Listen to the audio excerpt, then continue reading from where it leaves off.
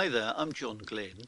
What I'm going to have a look at just now is the option here to save as a TIFF file or to save it as a PSD file, which is Photoshop's own document system, when we're working with layers. Now the whole, or huge advantage, not the whole point of Photoshop, but a very big advantage of Photoshop is we can work in what we call layers, layered, and we have a background layer, which is our picture, and we can do things to the picture.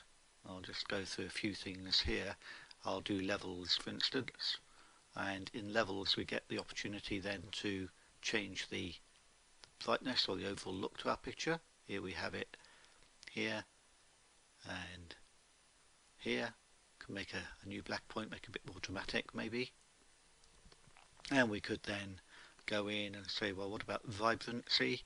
Just up the vibrancy a bit, and we can make it a little bit more colourful, so you can see that the blues in the sky become a little bit bluer and therefore a bit stronger looking. You've also got saturation, which allows you to bring that up a little bit more if you wanted to between the two.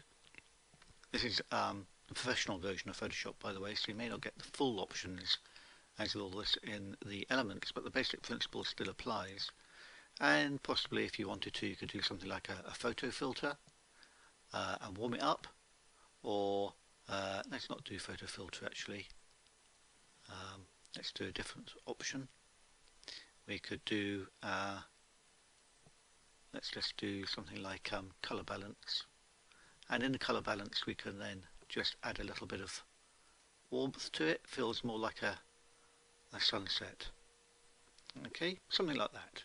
And we go, okay, we like those sort of changes. It's warmed everything up, it's given a bit of a contrast, whatever we feel about it. And we've done that, and we want to save this with the layers intact. Now, allowing us to have layers intact means that we can come back at a later date and continue working on the picture on these layers independently. So of course we can go back to levels, and the levels option comes up, and we can change them. We can go back to vibrancy, and we can move them around. As you can see, there is a slight difference in where they're positioned, and therefore again we can move them about and say, yeah, we would like to continue working on the picture at another time. So therefore we would like to keep these layers intact, and to do that we will go up to our file and save as, and we would have saved this as a TIFF version earlier to work on. So there we have the TIFF version, and if we said save, it will say it already exists, and we say, yeah, that's fine, we know it exists. And it will ask us, do we want to compress it? And the answer to that is no. And it will say, do we want to include all the layers? And yes is the answer to that. We do want all the layers because we want to come back at a later date and work on them. So I'm going to say, OK. So we now have a TIFF layer, or TIFF file type, which restored all the layers intact, as one can see. And we can come back to this at a later date.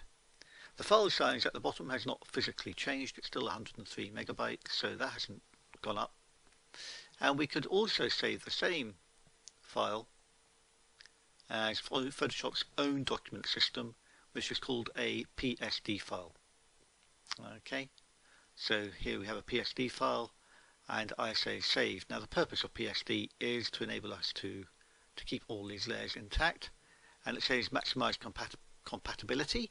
So turning off maximize compatibility may interfere with the use of this file or a PSB file in other applications or with other versions of Photoshop. So we'd want to keep maximum compatibility on for future reference, or if we're going to be putting it into something like Lightroom, something like that maybe. So we're going to say OK. OK, let's have a look and just see what happens when we look at these pictures now in here in the folder. We have the PSD document, and it says Adobe Photoshop image, and we also, or PSD rather, PSD document rather than PSB, and we also have the TIFF file. Now what we're going to be looking at is the file size. So there's 149 megabytes, and there's the TIFF at 181 megabytes. Okay, is that significant?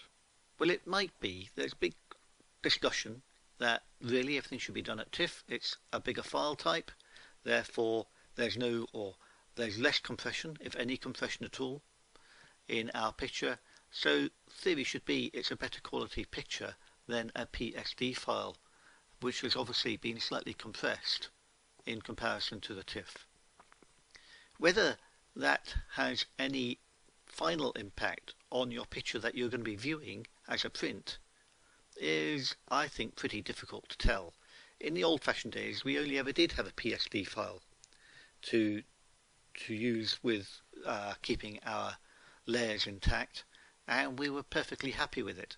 And I would think that for most people looking at a print produced by a PSD file and exactly the same print produced by a TIFF file, I think the majority of the population would have a job to tell the actual difference, given everything else being equal. Okay, so this is purely a personal preference, really, whether you use a TIFF file or PSD, and it might be more important depending on what other software packages you happen to be using. Okay, I think that probably has more impact as to which one of these two is a better file type to actually use. They're both pretty good.